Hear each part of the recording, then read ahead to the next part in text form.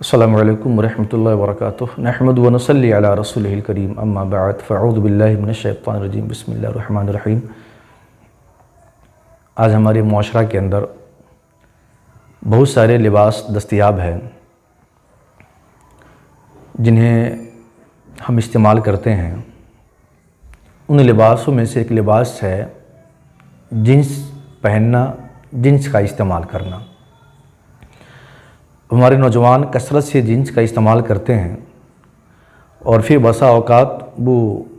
اسی لباس میں آ کر نماز کی ادائیگی کرتے ہیں۔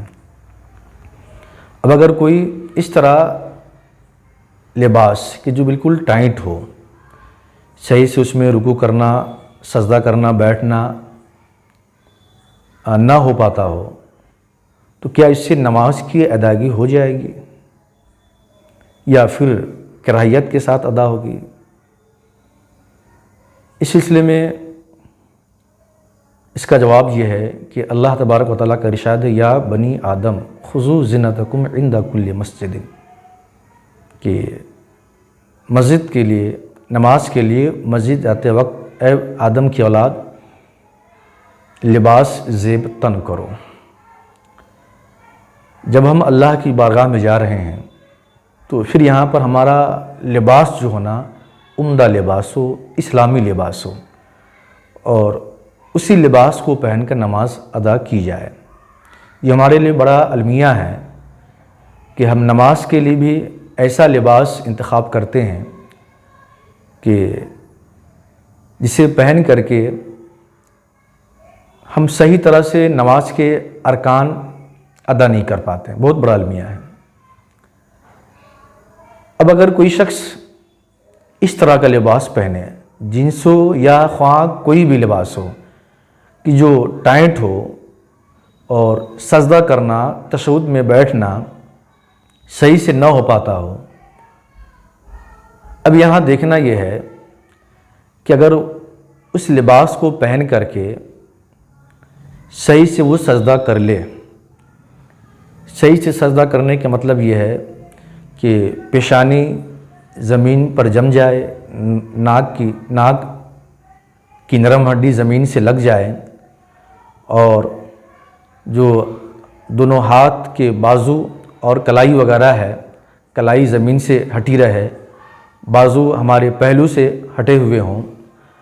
اور پھر دونوں پاؤں کی تین انگلیوں کا جو پیٹ ہے، کم سے کم تین انگلیوں کا پیٹ اگر سجدے کی حالت میں زمین سے لگے رہے، اور اسی طرح سے اور بھی رکن کی ادائیگی صحیح سے ہو جائے، تب تو نماز ہو جاتی ہے۔ لیکن اگر اس تنگ لباس میں، چست لباس میں اگر سجدہ اس طرح سے ہو کہ کلائی زمین سے لگ جائے یا دونوں بازو پہلو سے لگ جائے، یا پھر دونوں پاؤں کی جو تین انگلیاں ہیں ان کے پیٹ زمین سے نہ لگے، تو پھر چونکہ یہاں پر یا تو مکروہ تحریمی کا ارتکاب ہوتا ہے یا پھر واجب کا چھوڑنا ہوتا ہے۔ اب ایسی صورت میں نماز کا پڑھنا پھر سے واجب ہوتا ہے۔ اور اگر سجدے کی حالت میں دونوں پاؤں کی کم سے کم ایک انگلی کے پیٹ بھی اگر زمین سے نہ لگے، چونکہ ایک انگلی کا پیٹ، ہر پاؤں کی ایک انگلی کا پیٹ زمین سے لگنا شرط ہے، فرض ہے، تو اگر ایک انگلی کا پیٹ بھی زمین سے نہ لگے تو پھر نماز سرے سے ہوتی نہیں ہے، چونکہ فرض کا چھوڑنا ہوتا ہے، اس نماز کو پھر سے پڑھنا فرض ہوتا ہے۔ لہٰذا اگر کوئی تنگ اور چست لباس پہن کے نماز پڑھے، اگر فرائض اور واجبات کی ادائیگی ہو جائے تب تو نماز ہو جاتی ہے، ورنہ واجبات کے چھوٹنے پر نماز کا اعادہ کرنا ہوتا ہے، پھر سے پڑھنا ہوتا ہے، اور واجب کے چھوڑنے پر نماز سرے سے ہوتی نہیں ہے، پھر سے پڑھنا پڑے گا۔ لہٰذا جو حضرات اس طرح کا لباس پہن کر کے نماز ادا کرتے ہیں وہ جائزہ لے، کیا یہ تنگ لباس پہن کر کے مکمل نماز کے فرائض کو ادا کر پاتے ہیں یا ادا نہیں کر پاتے ہیں؟ جائزہ لینے کے بعد پھر وہ اس نتیجے پر پہنچے کہ اب یہ لباس پہن کے نماز اس کے لیے پہننا درست ہے یا نہیں ہے۔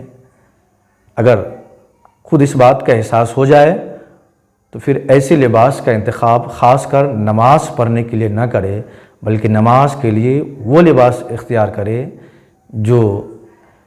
اسلامی لباس ہو اور جس میں صحیح طرح سے نماز کی ادائیگی، نماز کے فرائض، نماز کے واجبات ادا ہو جائے۔ السلام علیکم ورحمۃ اللہ۔